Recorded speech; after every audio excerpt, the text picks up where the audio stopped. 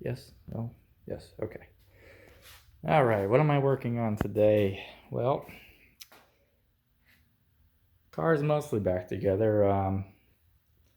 It's starting to resemble an engine in here now. I had the head off. I had everything removed. Turbo, exhaust manifold.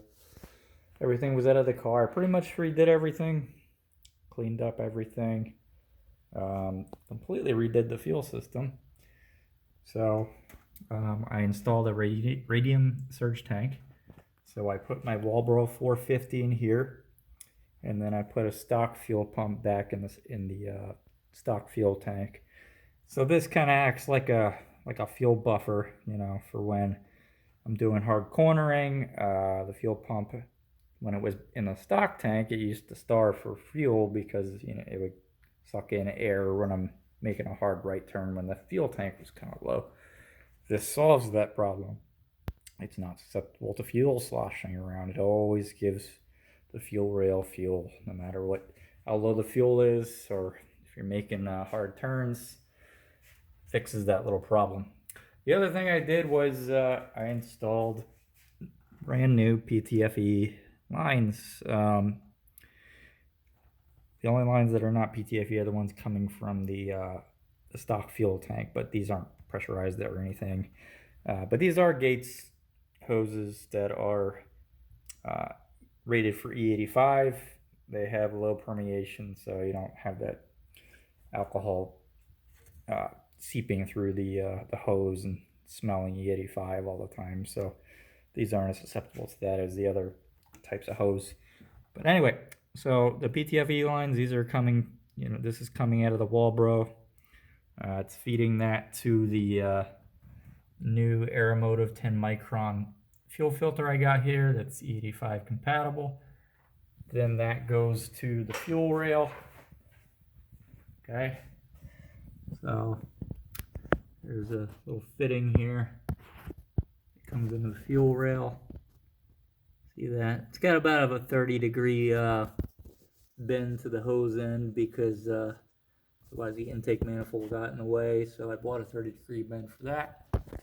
And then it comes back here to a 90 hose end at the end of the fuel rail, and then it comes to the fuel pressure regulator, and then back to the surge tank again. So this is one loop.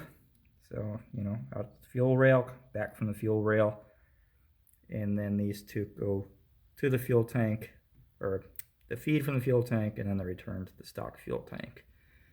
Okay, so that's how that works. There's a wire harness here. It's feeding the Walbro 12 volts, and it runs off the same relay as, or not the same relay, there's two separate relays, but it runs off the same trigger as the fuel pump in the stock tank. So, got all that nice and snug in here. This is where the stock charcoal canister used to be. I even used the original bracket from it, and it's in there. It fits great. I mean, it's like it was meant for that spot. So anyway, glad I got it. Also, I had a valve job done on the head. So I had them take apart the head, do the valves, clean it up, sandblast it, so it's nice and clean in there. Of course, we got the dual valve springs going.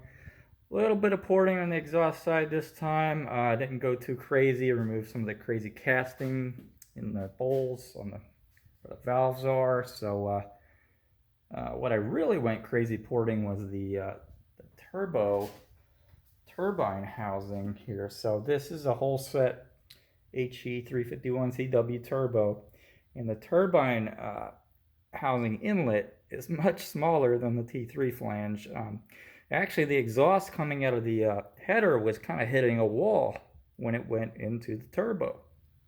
So that's not good. Anytime exhaust gases are hitting a wall like that. So I ported that out and port matched it to match the T3 gasket, and I did the same thing for the exhaust manifold.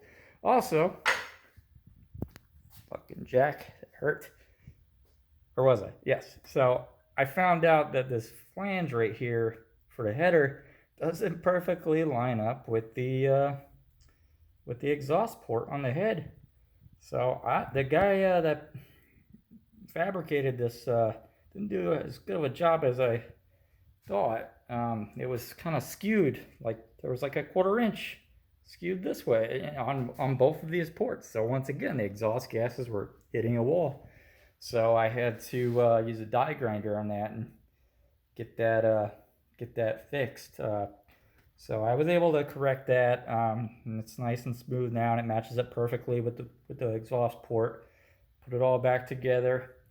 I fucked up one of these bolt holes on the head. I'm not too happy about that. It stud seems to be holding though, but doesn't have a lot of threads to hold. So I might have to take it all apart at some point again and redo it.